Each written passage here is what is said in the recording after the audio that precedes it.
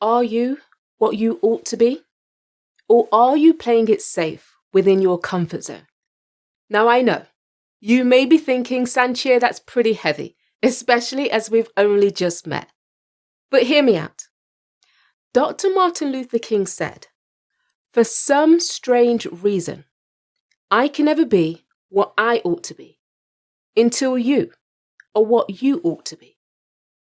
That means we're all connected and we must all live to our full potential. Because what I've come to believe is that no one benefits from your comfort zone. And I know because I've been there. Let's go back to 2015. I'd secured a training contract at a reputable law firm in Nottingham, England. I was representing clients, righting wrongs, playing my part to uphold justice. To the world, it was picture perfect. Great career, great clothes, great car. I was living the dream. That was my comfort zone. But gradually, I became controlled by it. So fast forward to 2017, a dreary Thursday afternoon as I sat at my desk hunched over a client caseload, when suddenly I felt it. A trickle of blood running down my nostrils, splattering all over my client's letter.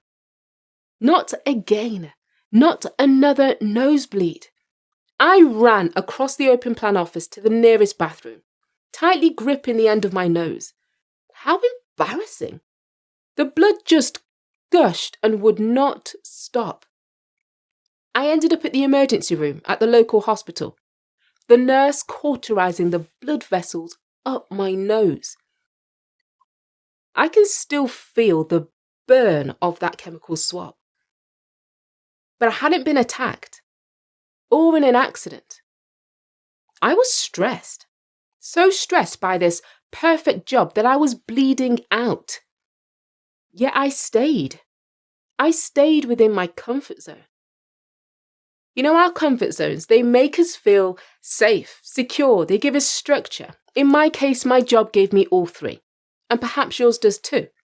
You know where you need to be every morning, you know what you need to do, you know you'll be paid, and maybe others respect you for the work that you do. But are you living to your full potential? I wasn't. The demands of my job always came first, sacrificing health, happiness, family time, with nothing to give at the end of the working day. A shell of who I ought to be. No one was benefiting from my comfort zone. Not even me. But it was easier to stay because it was all I knew. And maybe you know the feeling. And we're not alone because in Gallup's State of the Workplace Report 2022, only 21% of employees are engaged at work. And that's globally. And at the time, I had no idea how or when to make the change. The path was far from clear. But when I look back, I can see that there were three distinct phases as I transitioned to the life I now live. Follower, pioneer, leader. Let me explain. Phase 1. I was a follower, following the traditional career path. Go to university, get a job, get paid. We're led to believe that this is the only guaranteed route to success. I spent 7 long years training into this prestigious position, one that's well respected by society and suited my stern but fair personality. I was so proud to say that I was a lawyer, and my family were proud too.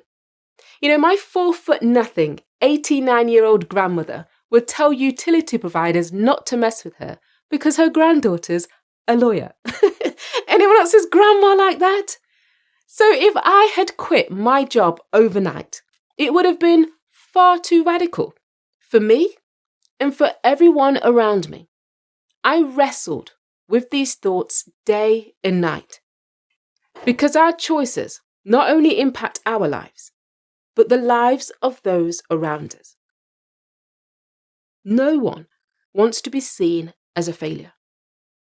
And I had no plan B, And to be honest, I was afraid. My fear was losing my status, money, and the respect of others. And in the words of Celine Dion, I'd be all by myself. But what was really gripping was the fear of the unknown. And according to Nicholas Carlton, a psychology professor here in Canada, the unknown represents one of humanity's fundamental fears. But deep down, you know when you're on the wrong path. And there comes a time in our lives where we must learn to trust our inner selves to overcome this barrier. So take a moment right now and think about what you actually want to achieve with your life. But don't dismiss the thought. Just go with it. When I took my moment, I realized that my passion was in property. So I decided to explore it more. Now I took small steps, and I mean small, 3 years worth. Whilst working my hectic full-time job, I snatched pockets of time here and there to listen to podcasts, squeeze in seminars, flick through the occasional book. I was determined to learn from others who had started property businesses before me. And the more I learned, the stronger this pull to the new life. But then I was still chained to my desk as a lawyer. So I had a choice.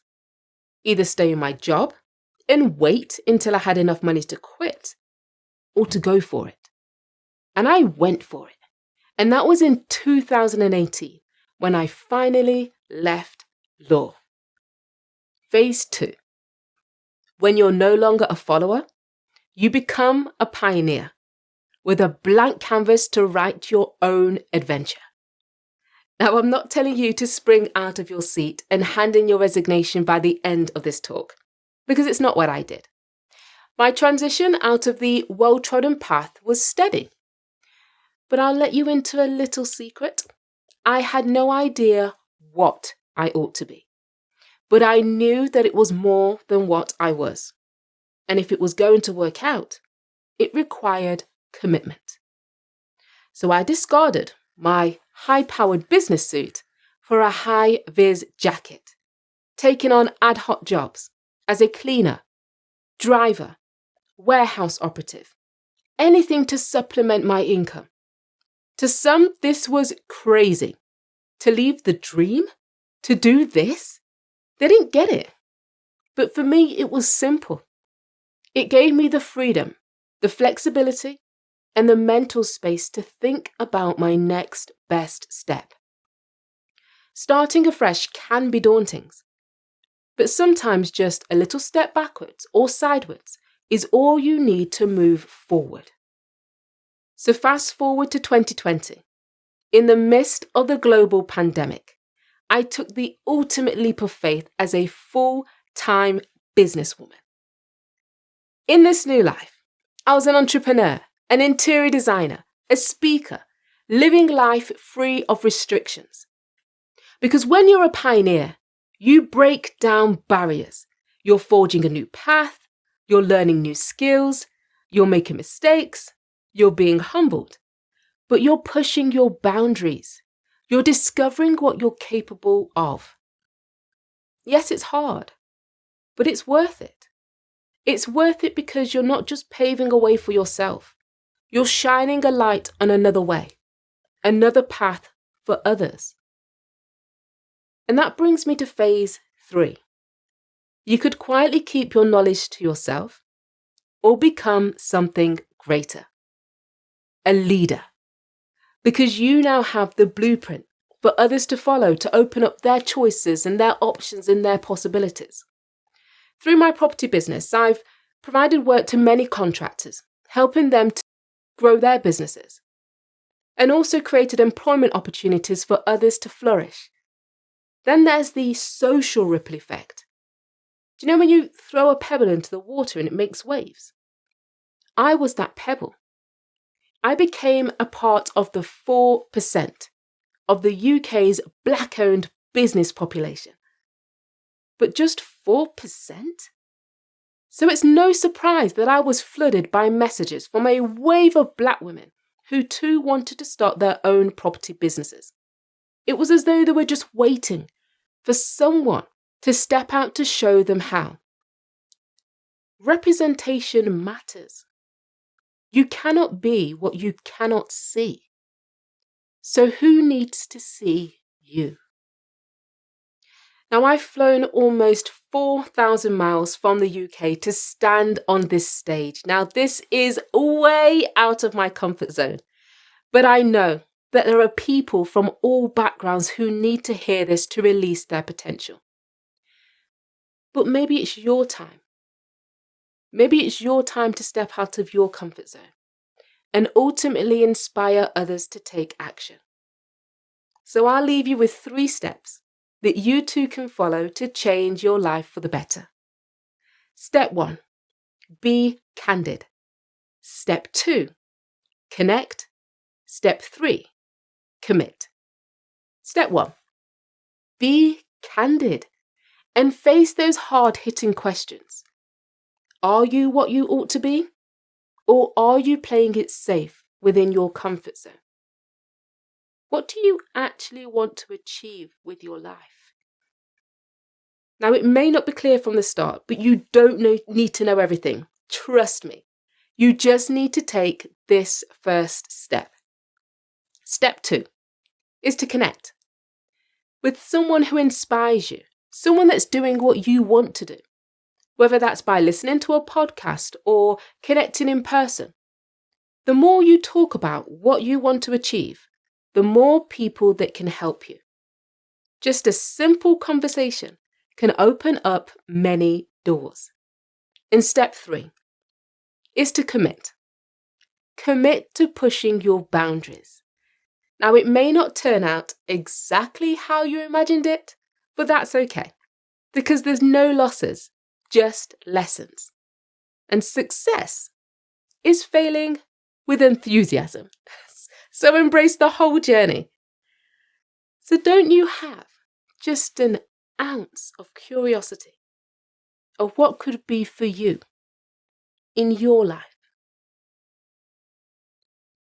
When you step out of your comfort zone into your unknown, you start a chain reaction.